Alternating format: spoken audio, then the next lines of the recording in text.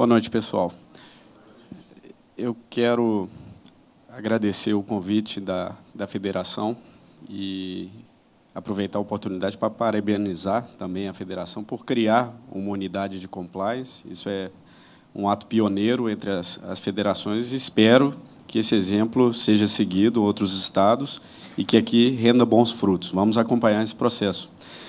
Quero agradecer também a ArcelorMittal, parceira dessa causa também, já encampando a campanha Unidos contra a Corrupção, ao convite do João Bosco e a Suzana Fagundes, que, além da ArcelorMittal, também é conselheira da Transparência Internacional. Quero agradecer a presença dos representantes do Estado, são várias autoridades aqui, não vou fazer a nominata, mas eu faço a menção do meu amigo Marcelo Zenkner, em seu nome aí a todos os colegas do Estado, e sem esquecer a sociedade civil, hoje representada aqui por uma organização muito importante nesse Estado, a Transparência Capixaba, que é também uma guerreira dessa causa aqui entre vocês, o povo capixaba. Então, parabenizar também pelo belo trabalho que tem feito, com muita luta, muitos desafios, mas parabéns, Rodrigo, parabéns a toda a equipe da Transparência Capixaba. Obrigado por nos receber tão bem no Estado. Eu vou começar a apresentação, talvez, falando um pouco da instituição que eu represento, porque, apesar de hoje uma grande entidade com presença global, nós ficamos muito tempo sem presença no Brasil. Então, rapidamente, eu passo só para apresentar quem somos nós, né? Quem é a Transparência Internacional. Essa entidade é hoje a principal organização no mundo dedicada à luta contra a corrupção. Ela foi criada há 25 anos, exatos 25 anos, cumprimos esse ano, em Berlim, na Alemanha. Foi fundada em Berlim porque o principal fundador, Peter Eigen, é um alemão, ainda vivo e participante da entidade, que era um diretor do Banco Mundial, nos anos 80, para ajuda ao desenvolvimento na África. E foi a experiência do Peter Eigen, vendo aquele recurso chegar naqueles países da África e direto para os ralos da corrupção, vendo o efeito nefasto da corrupção naqueles países africanos, que o Peter Eigen tentou se engajar o Banco Mundial nessa causa. Mas, naquela época, o Banco Mundial tinha um grande tabu para lidar com o tema da corrupção. Ele brinca que, lá, naquele período, nos anos 80, era chamado The C Word, a palavra que começa com C. Não aparecia em qualquer relatório, qualquer programa, qualquer iniciativa do Banco Mundial o tema da corrupção. Então, ele abandonou a instituição, abandonou o Banco Mundial e fundou, então, em Berlim, em 1993, a Transparência Internacional, justamente para lidar com o controle da corrupção nos países que recebiam ajuda ao desenvolvimento, organizar as comunidades naqueles países para que elas soubessem o dinheiro que estava chegando e que elas pudessem acompanhar o trabalho que era desenvolvido ou que deveria ser desenvolvido com aquele recurso. E o trabalho se desenvolveu bem, fez um bom resultado. O próprio Banco Mundial e as agências de cooperação começaram a perceber o valor de mobilizar a sociedade para blindar aquele recurso dos seus contribuintes, dos países doadores, para blindar do mal da corrupção nos países que recebiam aquele recurso. E a entidade, então, cresceu. Ela se espalhou pelo mundo. Esse é o mapa hoje da nossa presença no mundo. Os países em azul, onde nós temos presenças, são mais de 110 países hoje com representações da Transparência Internacional. É um trabalho completamente suprapartidário, apartidário, olhando para as causas estruturais do problema da corrupção. Mas, durante 10 anos, nós ficamos sem uma presença no Brasil, sem uma equipe permanente trabalhando no nosso país.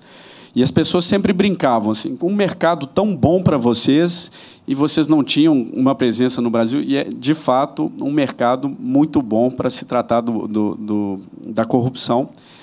E talvez nós estamos vivendo um boom desse mercado, né? Um boom do mercado da luta contra a corrupção. É triste dizer isso, mas é também uma constatação de que o país está vivendo algo que, nessa presença, todo esse mapa, nós não vemos paralelo hoje numa atuação tão contundente contra a corrupção como tem sido feito no Brasil nos últimos 4 anos. A Transparência Internacional, então, chegou ao Brasil. Tem 3 anos que nós temos uma presença aqui, uma pequena equipe já de 15 pessoas trabalhando, e começamos a trazer o conhecimento da luta contra a corrupção, adaptar conhecimento desenvolvido fora e também conhecimento original desenvolvido no Brasil. Então, nós já temos essas publicações nesse curto período. Nós trabalhamos sobre o tema, primeiro, sobre lavagem de dinheiro no mercado imobiliário, na cidade de São Paulo, valores impressionantes que descobrimos, 10 bilhões de reais de valor venal registrado em imóveis de alto padrão, registrados em nome de empresas offshore, que nós não sabemos quem são os donos, isso na cidade de São Paulo. Talvez 20 bilhões de reais hoje, na cidade de São Paulo, investido no mercado imobiliário, é completamente anônimo os beneficiários, os proprietários disso. E um grande foco de lavagem de dinheiro e ocultação patrimonial. Trabalhamos também o tema da integridade nas estatais, publicamos os 10 princípios contra a corrupção nas estatais, publicamos também esse relatório de transparência nas grandes empresas, fizemos o ranking da transparência nas 100 maiores empresas brasileiras. Convido a indústria capixaba a conhecer esse ranking, é muito interessante o desempenho das empresas aí, os setores. Trabalhamos também um estudo sobre o mercado brasileiro pós-Lava Jato e publicamos isso em inglês para que o mundo, o mercado, conhecesse o mercado global, o que tem sido feito no país por essa causa do combate à corrupção. E, por último, um relatório que acabou de sair do forno, esse do mês passado nós publicamos, que é a aplicação da Convenção da OCDE. Para quem não é da área, a Convenção da OCDE é talvez o principal documento, o principal elemento jurídico internacional, do direito internacional, para o combate à corrupção transnacional. Ou seja, a obrigação dos países de investigar e sancionar as empresas nacionais por sua atuação fora, exportando corrupção. E o Brasil, nesse relatório, trouxe uma boa notícia. Subimos 2 posições, entre 4 posições nós estávamos na mais baixa e conseguimos galgar aí 2 posições. Estamos acima de países como Japão, Espanha, Bélgica, no combate à corrupção internacional. Não vamos confundir com a corrupção dentro do país, mas no combate à corrupção das empresas fora. E é aí que os países ricos eles têm muito a dever. Eles têm um déficit grande, eles limpam a corrupção nos seus países, no seu território, mas quando as operações das empresas acontecem em outros países, aí dançam conforme a música. Aí é outro tipo de prática. Então, esse relatório é muito importante para ver essa hipocrisia hoje do mundo desenvolvido. Esse é, provavelmente, a nossa publicação, esse é o índice da percepção da corrupção, é a nossa publicação mais importante e mais conhecida, é o principal medidor da corrupção no mundo hoje e o mais antigo. Ele existe há 23 anos e é o mais abrangente. Ele cobre hoje 180 países e territórios, medindo a percepção da corrupção. E por que é a percepção da corrupção? Por uma razão muito simples. É um desafio medir um fenômeno que é, por natureza, oculto. Então, a corrupção que nós podemos enxergar e, portanto, medir empiricamente é a corrupção que deu errado. A corrupção que deu certo, está dando certo, ela está ocorrendo debaixo do radar, ninguém é capaz de ver, a não ser quem está participando dela, se beneficiando dela. Então, por isso, nós trabalhamos com essa aproximação, com a percepção da corrupção. E essa percepção, é importante frisar, que não é uma pesquisa do cidadão nas ruas, não é o Ibope que vai nas ruas e pergunta a percepção de cada um.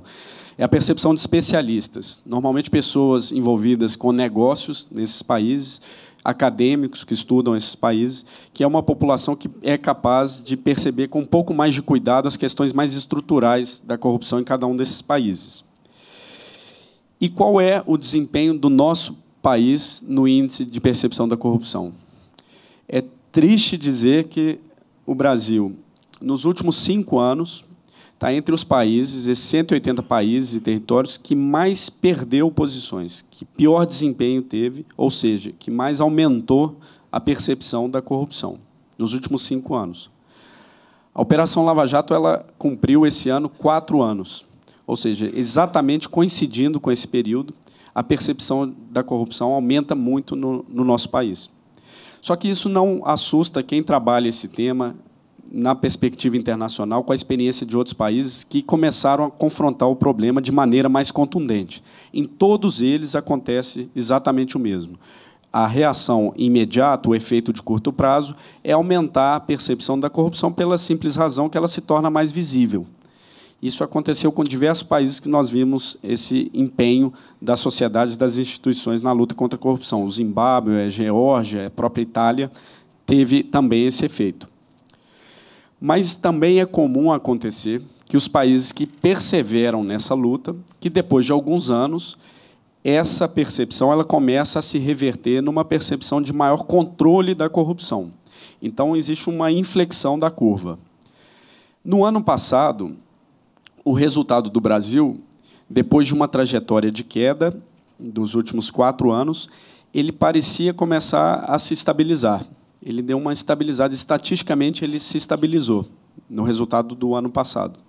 Então, nós pensávamos que poderia ser já o ponto, a inflexão da curva, e o país começar a colher os frutos desses esforços das instituições, da sociedade brasileira, do mercado, em combater a corrupção. Era o que nós esperávamos. Mas não foi o que aconteceu. Na verdade, foi uma grande decepção, não uma surpresa, mas uma grande decepção, que essa curva ela só se acentuou. Foi o pior desempenho, o do ano passado, em toda a história da participação do Brasil no índice. Foi o último resultado, publicado agora em janeiro desse ano. O Brasil despencou 17 posições. Da posição 79, ele passou para a posição 96 no ranking. Nós estávamos relativamente bem em relação aos países dos BRICS, por exemplo. O Brasil estava melhor do que a Rússia, melhor do que a Índia, melhor do que a China, pior do que a África do Sul. Mas hoje só a Rússia está em posição melhor em percepção da corrupção que o Brasil. E o que é sempre desagradável, a Argentina nos passou. Isso sempre dói. E, de fato, é algo que tem um efeito na própria indústria, esse resultado. Diversas multinacionais usam esse medidor da corrupção como um principal parâmetro para avaliação de risco de compliance nos países onde elas operam. E isso determina o grau de rigidez dos programas de compliance nesses países. E isso tem como consequência custos de transação. Se torna mais caro operar nesses países com maior percepção da corrupção. Nós conversamos com uma grande montadora internacional, com sede na Alemanha, mas com grande operação no Brasil, do setor automobilístico, e eles nos contaram que, dependendo da posição, a posição mais vermelha, a pior, o país ele fica banido, a operação no país fica banida de contratar com o poder público. Em hipótese alguma, em países como a Venezuela ou o Haiti, essa empresa alemã do setor automobilístico pode contratar com o governo local. Em hipótese alguma, é banido. Em outros, numa posição mais intermediária, ela pode contratar mediante autorização especial da matriz, na Alemanha. Eu estou dizendo isso para demonstrar a importância real, concreta, do efeito da corrupção na percepção nos negócios, no ambiente dos negócios, criando custos de seguros, de protocolos adicionais de compliance, de serviços jurídicos. Então, é, de fato, um efeito nefasto a mera percepção de aumento ou piora da corrupção. Mas o que aconteceu no país para despencar essas 17 posições? A nossa interpretação é que tudo que ocorreu em 2017, de fato, afetam a percepção de maior impunidade. O presidente da República, ninguém menos que o presidente da República, acusado de crimes gravíssimos, corrupção passiva, obstrução de justiça, formação de quadrilha, e o Congresso Nacional simplesmente bloqueia o prosseguimento dessa denúncia. É claro que isso é uma mensagem fortíssima de impunidade, isso reverberou no mundo em 2017, mas talvez mais grave do que aconteceu em 2017 seja o que deveria ter acontecido e não aconteceu, que é o país começar a discutir uma agenda de reformas, soluções, olhar para frente no combate à corrupção. Nós deixarmos de falar do japonês da federal, da 49ª fase da Operação Lava Jato, da prisão do Lula, da acusação do Aécio, o que quer que seja, e começar a falar em reformas, em soluções institucionais, legislativas, normativas, para que nós possamos avançar nisso, olhando as causas estruturais do problema da corrupção.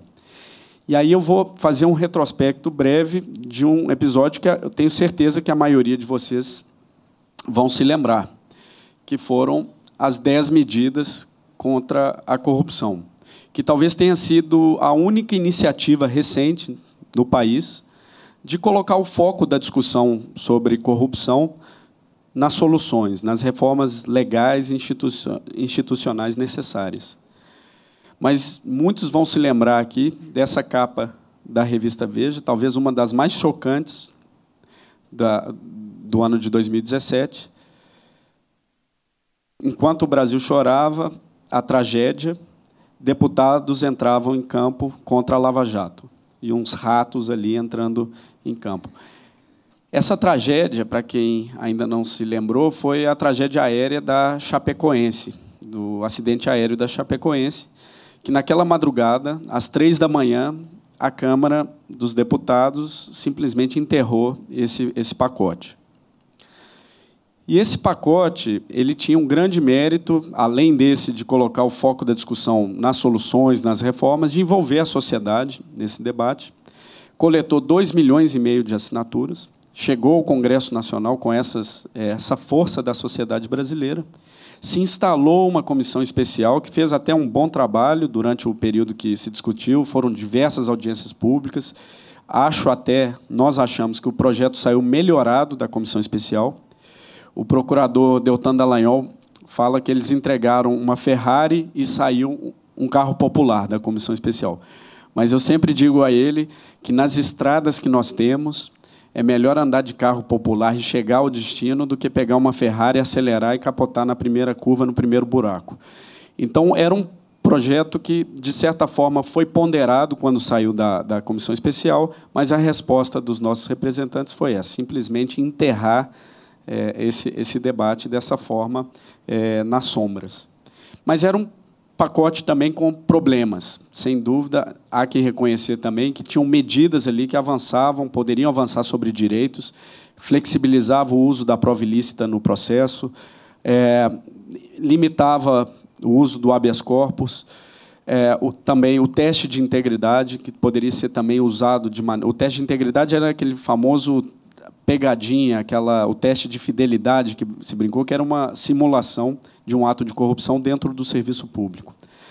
Poderia ser um grande risco a utilização descontrolada desse mecanismo e produzir diversas injustiças. Então, era um projeto com grandes méritos, uma importância fundamental por promover, inaugurar esse debate no país, mas com problemas também de conteúdo e uma limitação fundamental, que era a visão de uma só instituição, que tem toda a legitimidade, toda a importância, tem liderado essa luta, mas é a abordagem da luta contra a corrupção do ponto de vista da investigação, do processo e da sanção.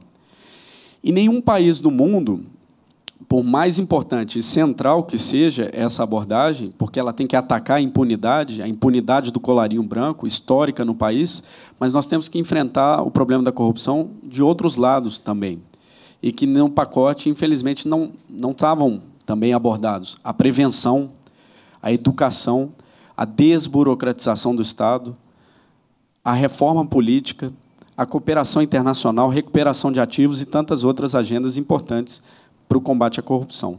Então, o que nós nos propusemos a fazer, a Transparência Internacional, como um desafio na nossa chegada ao Brasil, foi nos aliarmos à Fundação Getúlio Vargas para desenvolver uma metodologia de legislação colaborativa. O nosso desafio foi convidar a sociedade brasileira para construir o seu próprio pacote contra a corrupção. E dessa ideia, dessa iniciativa, surgiram as novas medidas contra a corrupção. E o nome faz uma analogia à experiência importantíssima no país, das 10 medidas, abortada prematuramente, mas que deixaram lições muito importantes e que nós fomos recuperar.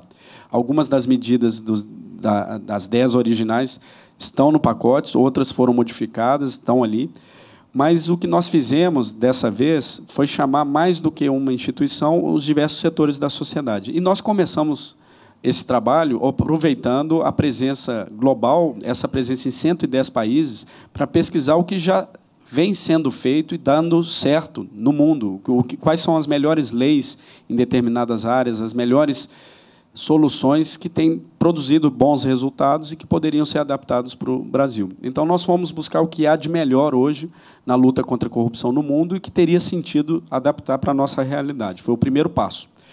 O segundo passo foi consultar as instituições brasileiras. Então, nós consultamos 373 instituições de diversos setores, inclusive o setor empresarial, as federações das indústrias, propuseram várias medidas de diversos setores, recebemos centenas de propostas, e, com tudo isso, nós fomos convidar as maiores inteligências do país, as maiores especialistas em diversas áreas que se relacionam com o combate à corrupção. Então, esses foram os números do projeto, as 373 instituições consultadas, depois 192 especialistas que redigiram e revisaram as medidas sem saber quem eram os redatores, o Blind Peer Review, uma metodologia que o revisor não sabe quem é o redator, para evitar o debate de nomes e não de ideias. Nós protegemos o pacote nisso. E, ao final, nós fomos buscar a sociedade de maneira direta. Colocamos na internet o Wikileges para a participação direta da sociedade. Quase 1.000 cidadãos se cadastraram, participaram, deixando ali quase 400 propostas de emendas aos projetos. Depois desse trabalho, 1 ano e meio de trabalho, nós tivemos como resultado essas 70 propostas legislativas e regulatórias, são projetos de leis, propostas de emenda constitucional e minutas de resolução administrativa, CNJ, CNMP. E hoje é considerado o maior pacote de reformas anticorrupção já desenvolvido no mundo, e foi feito pela sociedade brasileira. Eu acho que aí, já, independente de qualquer resultado eleitoral ou do processo legislativo, nós já temos aqui algo para nos orgulharmos da sociedade brasileira, que ela própria criou um caminho, uma agenda de transformação nesse problema que tanto nos aflige. Eu vou me propor aqui a passar por essas medidas de uma maneira que não canse a vocês. Eu acho que são 70 medidas, mas nós temos especialistas aqui que eu sei que estão curiosos para saber do conteúdo dessas medidas. Nós temos estudantes do tema, então eu me proponho a passar rapidamente por os eixos, são 12 eixos, espero não cansá-los, e depois, ao final, um espaço para respostas, para dúvidas, alguns questionamentos, e aí a gente pode entrar mais uma medida ou outra. Eu vou tratar de uma maneira superficial, mas elas estão disponíveis no site. Quem quiser conhecê-las, está tudo no site www.unidoscontracorrupção.org.br. Mas vamos dar uma ideia do que trata esse pacote, dos eixos principais, e eu vou destacando algumas dessas medidas para ilustrar cada um desses eixos. O primeiro deles é sistemas, conselhos e diretrizes nacionais anticorrupção. Esse se centrou num dos principais pontos críticos da corrupção no mundo, não só no Brasil, mas no mundo, que é a contratação, os processos licitatórios, a contratação pública. E, para isso, nós criamos essas propostas, o Sistema Nacional de Controle Social e Integridade Pública, para a sociedade participar e acompanhar os processos de contratação pública, um Conselho Nacional de Estado, depois a gente pode detalhar ao final o que isso representa, e mecanismos de prevenção de corrupção nas contratações públicas, inclusive fomentando o compliance nas empresas que contratam com o poder público. Muito breve, só do que trata esse Conselho Nacional do Estado. Nós temos o Supremo Tribunal Federal hoje, que é responsável, tem um papel muito importante, no ponto de vista legal, de interpretar a legislação e homogeneizar essa interpretação. O que o Supremo Tribunal diz, muitas vezes, tem repercussão geral. Mas, no âmbito administrativo, nós não temos isso. Uma regra, muitas vezes, é interpretada de maneira arbitrária em cada uma das unidades da federação. Um Estado interpreta dessa maneira, outro de outro, um município de outro. Isso gera uma brecha enorme e permanente para a corrupção. Então, o Conselho de Estado ele tem dois desafios.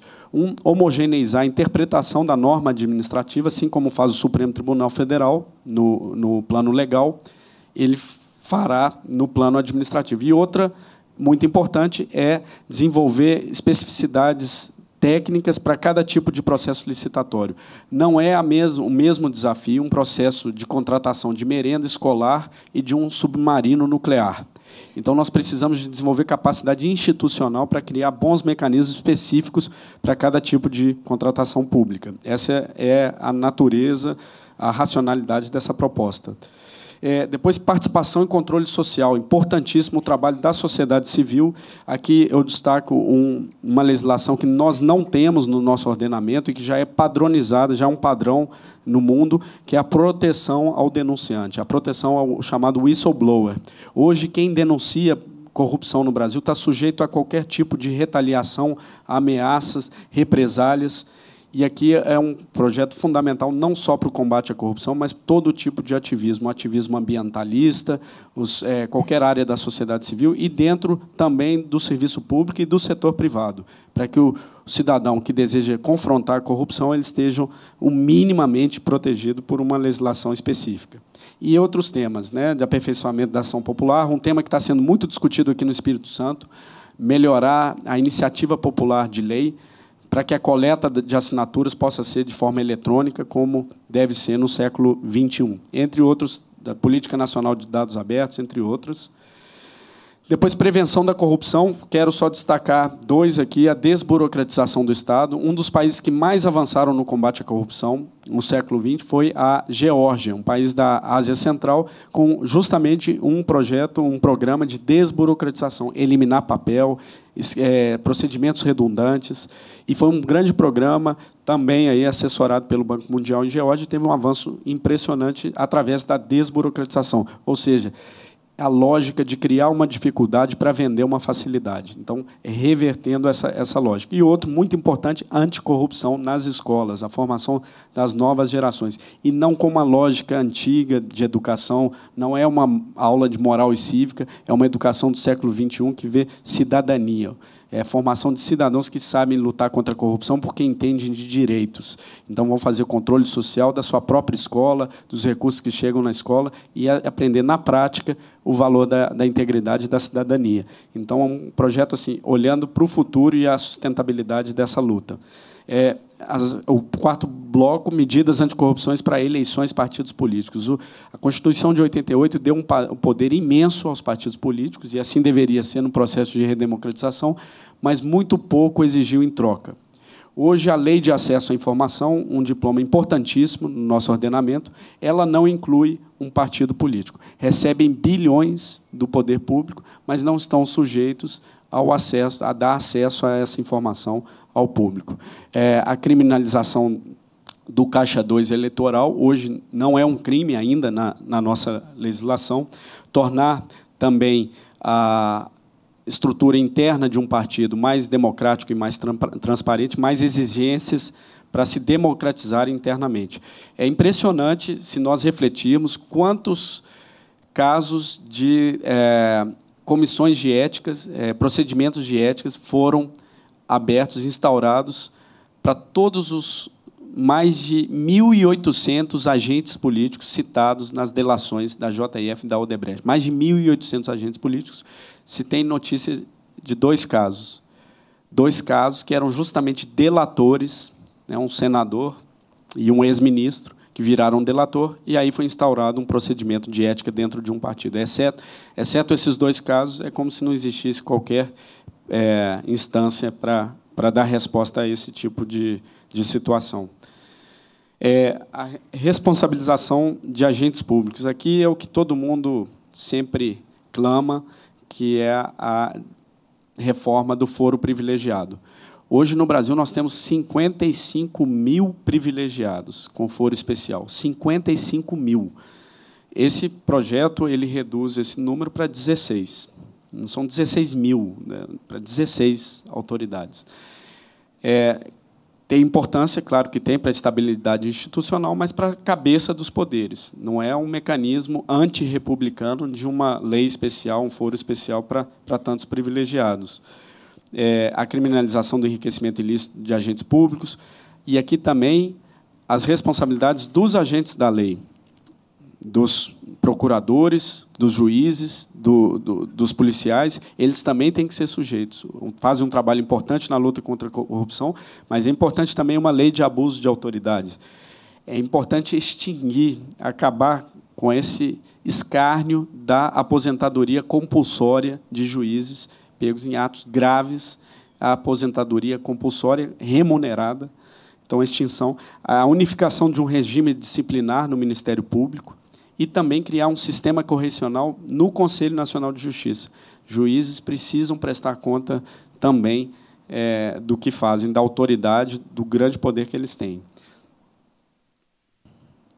Bom, vamos lá. Investidura e independência dos agentes públicos. Então, melhores critérios de seleção dos ministros e conselheiros dos tribunais de contas.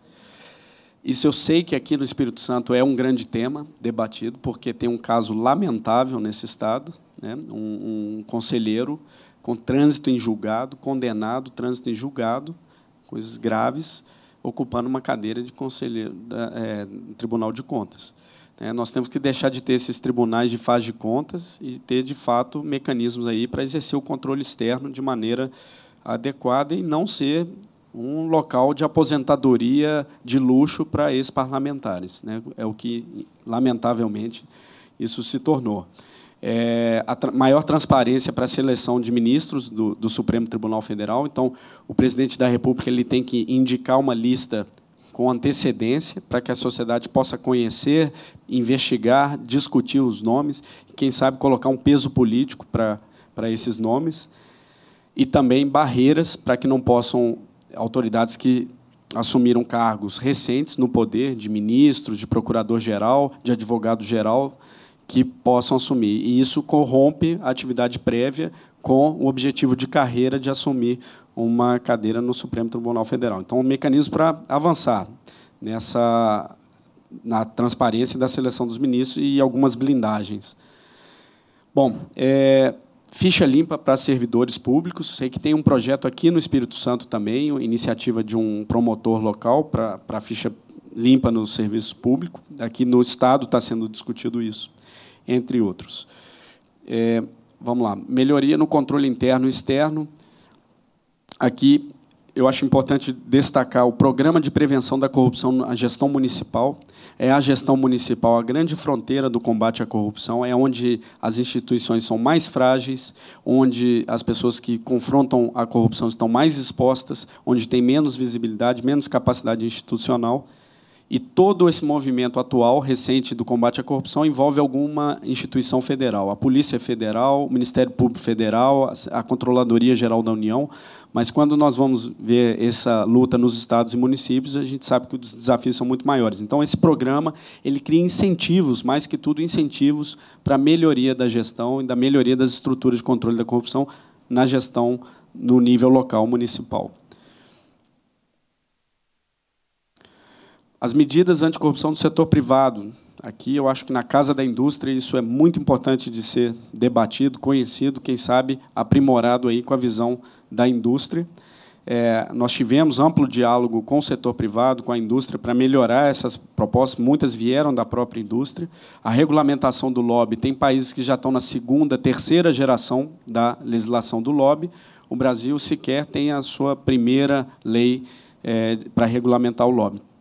Está-se agora discutindo no Congresso Nacional uma regulamentação do lobby que já vai nascer defasada. Ela já nasce de um modelo antigo. Ela não traz o que hoje é, digamos, o estado da arte nesse tipo de legislação. Exigência de compliance em grandes licitações, incentivos a programas de integridade na lei anticorrupção. A lei anticorrupção hoje já traz um benefício, mas ele é muito pequeno para empresas que têm bons programas de compliance. Aqui, aumentar o benefício, no caso de uma multa, a empresa, de fato, ter um benefício significativo se o programa de compliance for verdadeiro, for robusto. O clawback é puxar de volta, é uma expressão americana, para puxar de volta os bônus de executivos em casos de corrupção e outros incentivos. Muito importante, uma lacuna da legislação brasileira, é a tipificação da corrupção privada, a corrupção chamada comercial. No Brasil, só é corrupção se envolve o poder público. O que isso significa? Num caso emblemático, corrupção no futebol. Fora do país, nós vimos aí o avanço das investigações, os processos, inclusive colocando cartola brasileiro em prisões nos Estados Unidos, o FBI, as autoridades suíças. Mas, no Brasil, pouco se pode avançar nisso. Por quê? Porque os clubes de futebol são entidades privadas, fazendo negócios com empresas privadas, patrocinadoras, federações que também são entidades privadas, e, por não envolver o poder público, não existe crime diante da nossa legislação atual. Então, é uma grande lacuna também a ser preenchida, é a tipificação da corrupção privada. Bom, investigação. É um elemento importante, nós conversamos rapidamente, antes da palestra, sobre o aperfeiçoamento da cooperação jurídica internacional.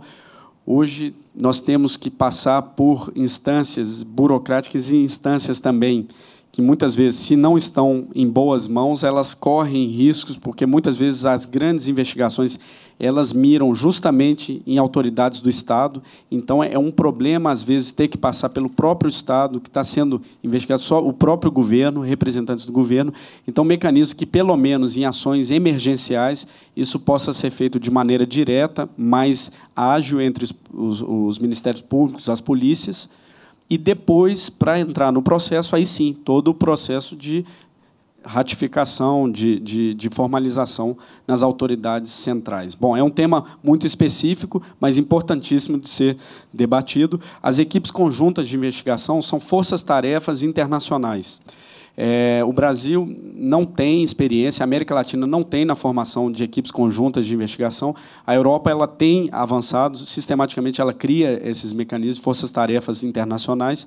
Aqui nós tentamos avançar, mas nós temos resistência. No ano retrasado, o próprio Procurador-Geral da República, Rodrigo Janot, fez uma declaração junto com a Procuradora-Geral da Argentina, dizendo que estavam sendo sabotados pelos governos nacionais que impediam a formação de uma equipe conjunta de investigação. Existe um pedido, uma tentativa de uma equipe conjunta de investigação com a Espanha para investigar autoridades de altíssimo nível no Brasil, que está parado em escaninhos há muito tempo, inclusive por essas questões, esses empecilhos institucionais que hoje nós temos. Então, são medidas aqui para tratar de uma evolução institucional para agilizar a cooperação internacional tão importante hoje no crime da grande corrupção transnacional. Esse pedido de explicação de riqueza incompatível é algo que foi instituído no Reino Unido. Um juiz ele pode notificar um indivíduo se existe evidências de uma riqueza incompatível. Ele tem que explicar essa riqueza incompatível. Mas vamos deixar claro aqui que não é qualquer indivíduo que está sujeito a isso. É os chamados PEPs, né? Os Political Exposed Persons, as pessoas politicamente expostas. É um grupo especial de pessoas que assumem responsabilidades no Estado e responsabilidades políticas, que têm maiores também responsabilidades junto à sociedade. Então, eles podem ser notificados simplesmente para explicar. Se não explicar, aí tem medidas mais aprofundadas. Aí entra, talvez, na abertura, de uma maneira mais facilitada, de um procedimento investigatório. Melhorias nos acordos de leniência e continuidades também de investigação relacionada ao foro privilegiado, também um grande empecilho hoje envolvendo esses privilegiados. Aprimoramento da resposta. Vou acabando, já sei que vou cansando também a plateia, vou acabando, são 2 mais blocos, 3 com esse. Aprimoramento da resposta do Estado à corrupção no âmbito penal e processual penal. Nós criarmos aqui um gatilho de eficiência para essa prescrição constitucional de uma duração razoável do processo, ela possa, de fato, acontecer, e também criar responsabilidades do CNJ para que ele, de fato, ele supervisione a duração razoável do processo, arquivamento de casos penais com menor perspectiva útil, isso também para desafogar a máquina judicial, e outras medidas para reformar, principalmente, o nosso quadro recursal e prescricional, né? Nós temos jabuticabas aí, coisas que só existem mesmo no nosso ordenamento e que geram esse quadro de massacre da população mais vulnerável, que preenche aí as nossas penitenciárias, muitas vezes até sem sentença condenatória, e menos de 1% dessa população carcerária por crimes de colarinho branco, né? Então, um sistema que é disfuncional nas duas pontas, impunidade total para a elite e um massacre, uma mão pesada na base. Bom, vamos caminhando, então, aprimoramento da resposta do Estado à corrupção no âmbito da improbidade administrativa. Um ponto muito importante é a criação das varas especializadas em improbidade e corrupção. A Lava Jato ela surge justamente dessa capacidade, essa especialização de lidar com casos de alta complexidade, que são casos de crimes contra o sistema financeiro, de grandes esquemas de corrupção, envolvendo lavagem e o crime da grande corrupção, que é um crime de alta complexidade, sem uma especialização técnica de procuradores, de policiais, de juízes e do corpo burocrático dessas instituições, nós não conseguimos, de fato, lidar com esse problema. E a Lava Jato ela surge justamente desse advento das varas especializadas. E, assim, ela tem que se espalhar por todo o país, né? Vamos lá. No último, o mecanismo muito importante também, que é a recuperação do dinheiro desviado. Aqui, algumas ações que são amplamente utilizadas até na América Latina. Nós já temos uma experiência grande, que é o confisco alargado, a ação de extinção de domínio, que são medidas mais fáceis para recuperar o dano lesado, fazer uma recuperação mais efetiva do dano causado pela corrupção, né? E mecanismos, inclusive, usando mais tecnologia para rastrear bens. Inclusive, hoje, uma das grandes dificuldades é que os próprios bancos não respondem a intimações judiciais, inclusive, para abrir informações, existe uma lentidão, muitas vezes, proposital, e aqui criar mecanismo também para agilizar esse procedimento de rastreamento de bens no sistema financeiro. Bom, já agora, o que eu queria encerrar, caminhando para o encerramento, é apresentar como agora nós vamos lutar para que esse pacote não tenha o mesmo fim das 10 medidas contra a corrupção. E essa parte eu quero apresentar a nossa campanha e também fazer um chamado aqui para a sociedade capixaba para que possa se encampar. Eu sei que parte dela já está altamente engajada nessa campanha. Algumas empresas, agora fico feliz de saber que a Federação das Indústrias também encampou essa campanha, que é Unidos contra a Corrupção. E a ideia central da campanha é nós usarmos a maior arma que nós temos para a luta contra a corrupção, que é a democracia, que é o voto. Então, nós chegarmos no domingo escolhendo candidatos que tenham esses 3 critérios. Não importa esquerda, direita, progressista ou conservador, mas que tenham esses 3 critérios, preencham um passado limpo, compromisso com a democracia e o endosso, o apoio às novas medidas contra a corrupção. E esse apoio ele permite ressalvas. É um apoio, não é impositivo. A experiência anterior foi também um problema, que foi impositivo, era tudo ou nada. Esse é um apoio, mas que possa, sim, fomentar o debate e apresentar ressalvas. Então, para isso, nós convidamos a sociedade, os eleitores, a acompanharem através do nosso site. Em 3 meses de campanha, foram 430 mil assinaturas, pessoas já cadastradas, que estão recebendo a informação nos seus estados de quais são os candidatos que preencheram esses critérios. Ainda, infelizmente, no Espírito Santo, não são muitos, são muito poucos, na verdade, aqui. Infelizmente, acho que não passam de 12 candidatos a deputado estadual, candidato a deputado federal e senadores. Mas quem acessar esse site, está ruim de ver aqui, ficou cortado, unidoscontracorrupção.org.br, vai poder ver esses cartões com as cores da campanha. O vermelho são ou ficha suja, nós conseguimos informações para facilitar o eleitor para identificar quem são esses fichas sujas.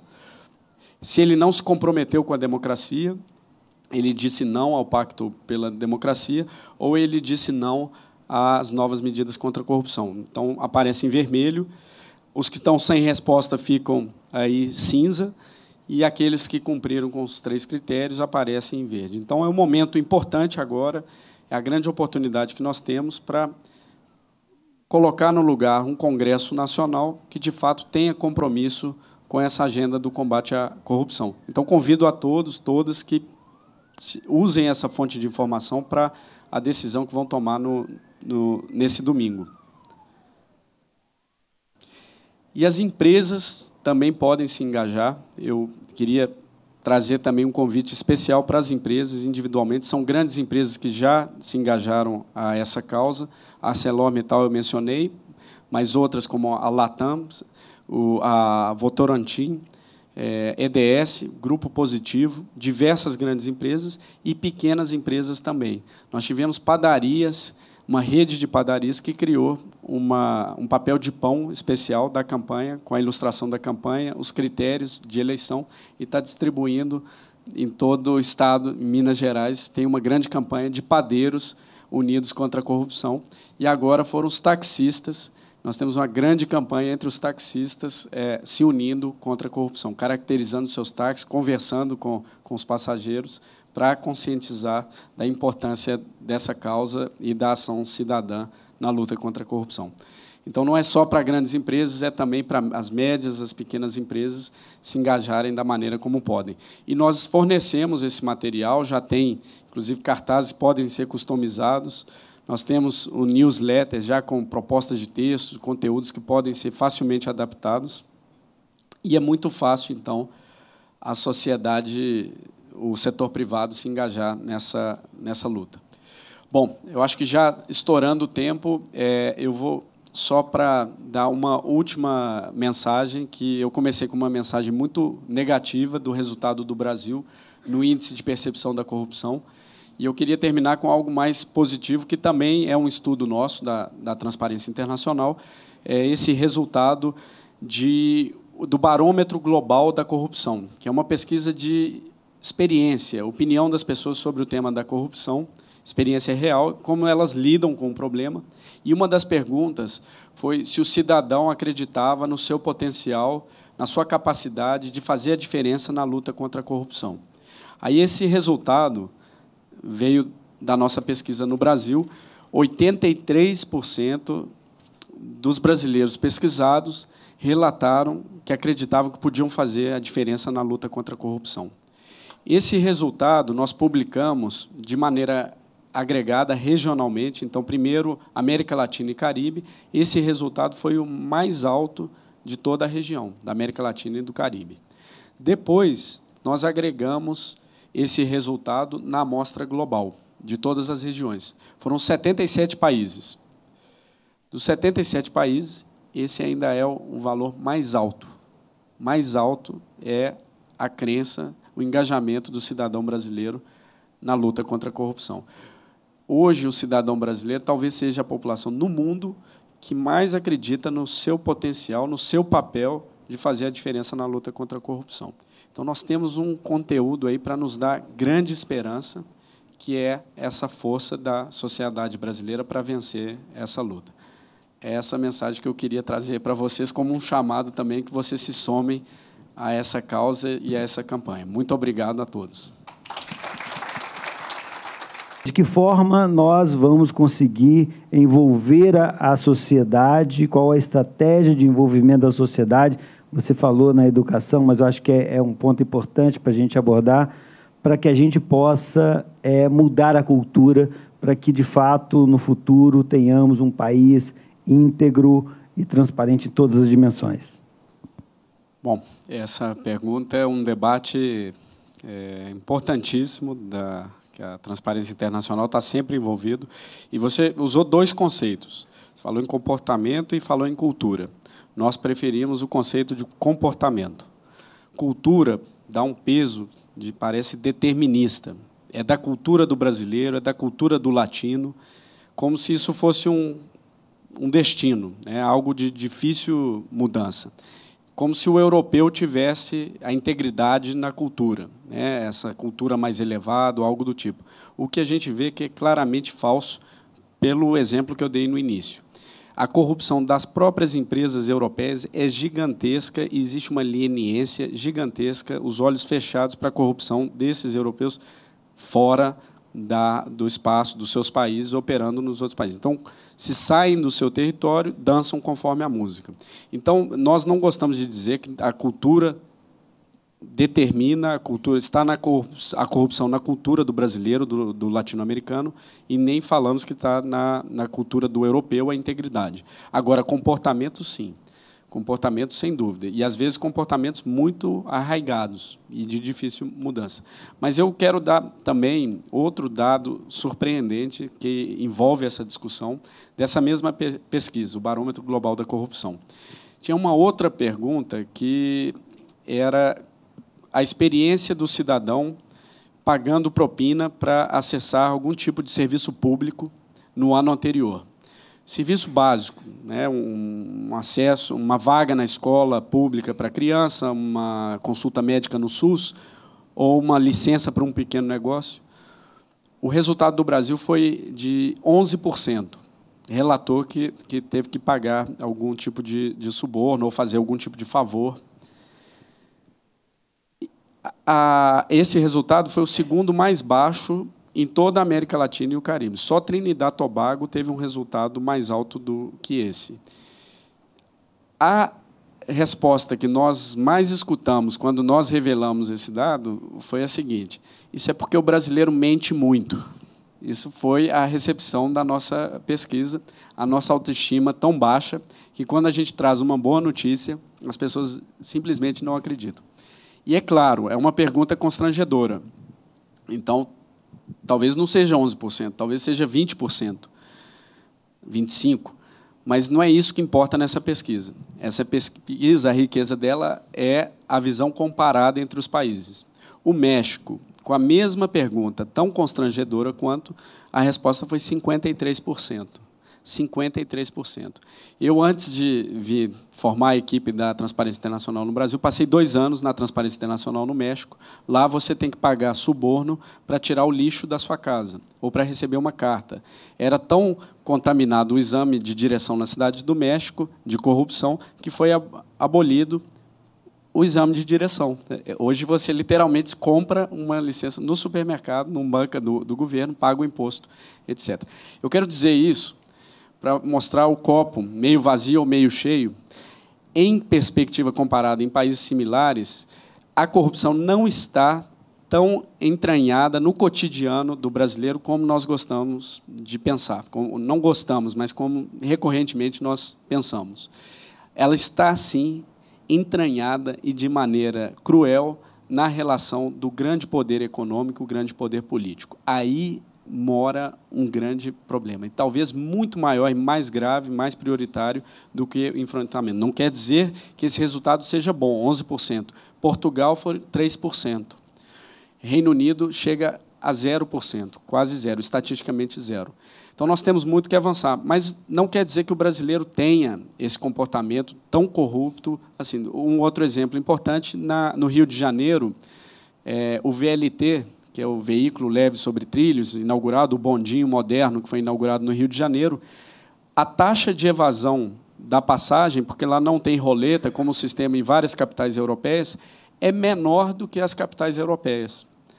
Depois de 1 ano e meio de operação, eles constataram que o brasileiro tem pago mais, respeitado mais a regra, mesmo sem a roleta, do que capitais europeias.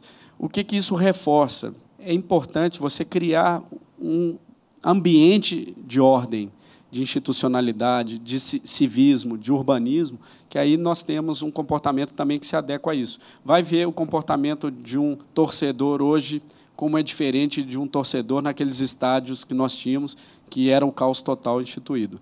Então, se nós mudamos o ambiente, e, por exemplo, isso ocorre no setor privado, se nós começamos a mudar esse ambiente setorialmente, os comportamentos mudam. Os comportamentos mudam mais fácil do que nós pensamos. Então, é uma reflexão muito importante, mas eu acho que também tem elementos para nos dar a esperança que nós podemos também ganhar esse jogo, virar esses comportamentos ruins com respeito à ética e integridade. Eu sou Robson Melo, da Federação das associações e fundações do Espírito Santo.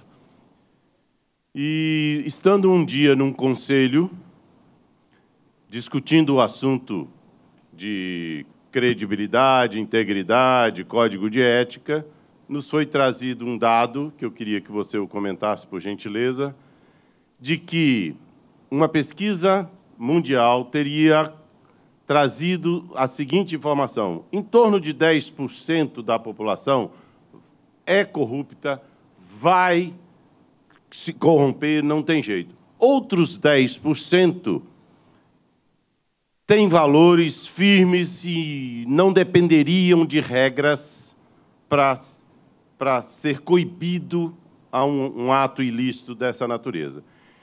Daí, então, concluir que 80% precisa de orientação e que os primeiros 10% aqui citados teriam que ter punição. Por gentileza, o seu comentário. Bom, não sei o rigor de uma pesquisa, porque uma avaliação para quantificar isso é muito difícil. Mas isso eu acho que dá o balanço certo da importância das abordagens. 10%, né, tem que ser punido. O ministro Barroso, ele disse algumas vezes recentemente: no Brasil nós temos corruptos que querem se manter corruptos. Eles querem, e temos corruptos que estão lutando todos os dias para se manterem corruptos. Não é só, é uma posição reiterada, é uma posição afirmada, e contra esse progresso, essa mudança que tem acontecido. E, de fato, as estatísticas de punição dos crimes de colarinho branco no Brasil são irrisórias. Crimes que foram apontados, constatados na administração pública, já confirmados, com punições de demissões, etc. Menos de 1% dessas irregularidades, e que são previstas também no âmbito penal, menos de 1%, já constatados no âmbito administrativo, sofrem algum tipo de punição penal. Então, historicamente, uma máquina de reproduzir impunidade para um certo setor e massacrar uma outra ponta da população. E nós costumamos dizer que a corrupção no Brasil não é uma disfunção do Estado brasileiro. Ela é perfeitamente funcional para o tipo de Estado que nós temos, que é um Estado, uma máquina extrativista, concentradora, uma máquina que tem a mesma lógica colonial, que pouca alteração teve, e que a corrupção ela só é um mecanismo para acelerar esse propósito, de concentrar riquezas, concentrar direitos e concentrar privilégios. Então, a corrupção ela não é disfuncional num Estado como esse, ela é perfeitamente funcional. Então, nós temos que quebrar a lógica essencial de um Estado que não atua para o interesse público, ele atua para o interesse de poucos. E como se faz isso? Como se fez em qualquer país do mundo, com cidadania.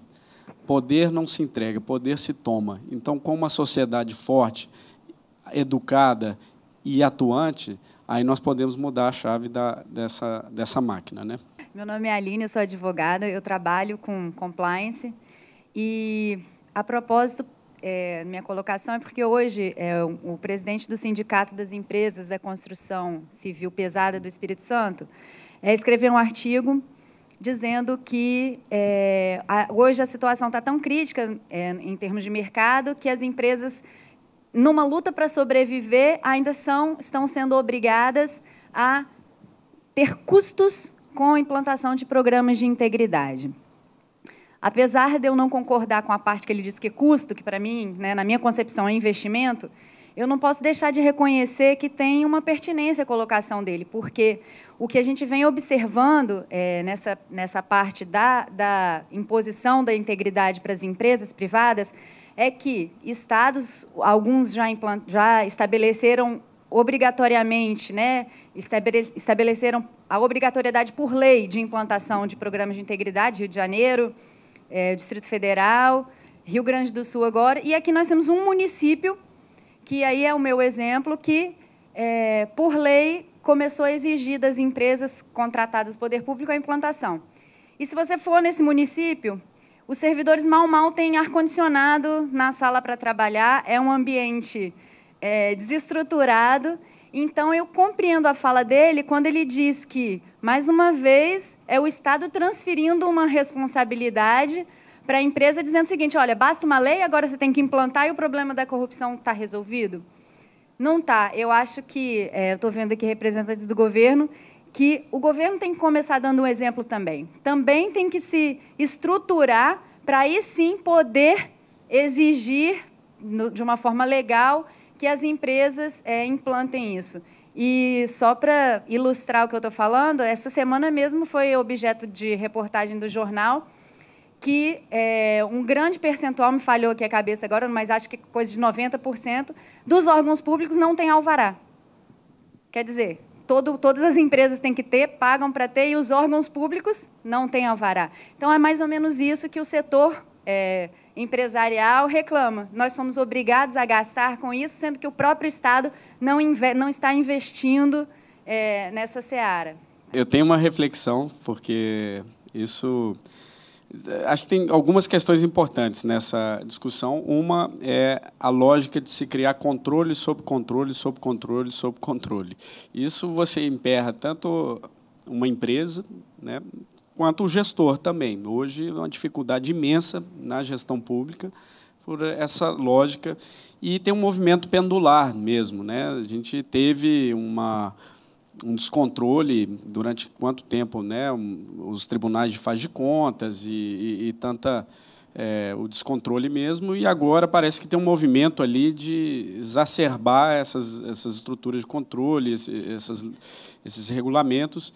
Então, nós tentamos seguir uma lógica aqui que era da eficiência, né? Inclusive, tem um projeto da desburocratização. E essa questão da imposição para requisitos de compliance, a contratação com o poder público, ela é dosada. Então, se é um fornecedor ali de merenda escolar, nós não vamos pedir um canal de denúncia, de whistleblower, política, claro que não, um departamento de compliance na padaria. Claro, tem que ter racionalidade nisso, mas um código de ética que seja, num pequeno negócio, ele começa a criar uma lógica de funcionamento, uma cultura como queira, ou um comportamento ali, que, nas pequenas coisas, pode ter gradações de um programa de acordo com o porte da empresa, quando ela vai contratar com o poder público, né? E sobre a lógica também da punição, né? Mas vale... hoje, os estudos sobre corrupção, eles falam que a corrupção é uma equação racional. É a probabilidade do sujeito ser pego e dele sendo pego, que a punição ela aconteça, e ela aconteça numa medida que não compense o ganho efetivo. Então, o que nós temos que ganhar eficiência, eu acho que é o nosso ponto mais débil, é no judiciário mesmo. Aí está, talvez, a ponta mais frágil, porque é um judiciário que não funciona nem para inocentar os inocentes e nem para condenar os que devem ser condenados. Nós começamos a discussão da execução provisória da pena em segunda instância de uma maneira completamente contaminada pelo debate, a disputa política. Nós estávamos discutindo um caso concreto do ex-presidente Lula e discutindo algo da maior importância, que é central para a funcionalidade do nosso sistema judiciário. E nós fizemos essa discussão só do ponto de vista penal. Mas imagina isso na esfera civil. Você não conseguia executar alguma coisa de poder estender eternamente um processo. O Palace 2, no Rio de Janeiro, 25 anos, aquelas famílias até hoje não conseguiram uma indenização, porque a lógica é não se executa uma sentença, não se chega ao final num processo, não só na esfera penal, também na esfera civil, e o país não está discutindo isso. E o setor privado é o maior interessado em que nós tenhamos um sistema judiciário eficiente. Isso, para os negócios, é mais do que fundamental. E eu queria só terminar também, outra vez, um chamado à responsabilidade do setor privado. Imagina o que foi de custo no nosso país de um setor de infraestrutura, de indústria de base, infraestrutura, absolutamente cartelizado por décadas. Imagina o que isso se gerou de custo de produção em toda a cadeia, de cima a baixo, a cartelização da nossa engenharia no país, das grandes empresas de engenharia, como isso gerou custo para a indústria, de cima a baixo. Como que isso custou à sociedade? Nós temos as maiores estatísticas de mortes nas estradas, e nós temos coragem de dizer que desenvolvemos uma boa engenharia. Como se desenvolve uma boa engenharia num ambiente onde existe competição, incentivos para ganhar através do mérito, é através de quem paga mais e quem tem mais acesso. Então, seja pela lógica do mercado, da economia, da eficiência, nós temos que assumir o papel e a força que a indústria tem. A indústria ela é capaz de mover as instituições, é capaz de mover a sociedade. Cada indústria, cada empresa é um corpo de, às vezes, milhares de indivíduos, cidadãos. Então, nós temos uma função a cumprir como indústria, como empresas, nesse processo de transformação do país. Nem que seja pela lógica materialista, nem que seja pela lógica da eficiência. Eu acho que a indústria tem que lutar para quebrar esses cartéis, quebrar essa lógica que impede a nossa prosperidade, a justiça social, mas também a prosperidade econômica. Então, um chamado à indústria para liderar também essa frente de batalha. Obrigado.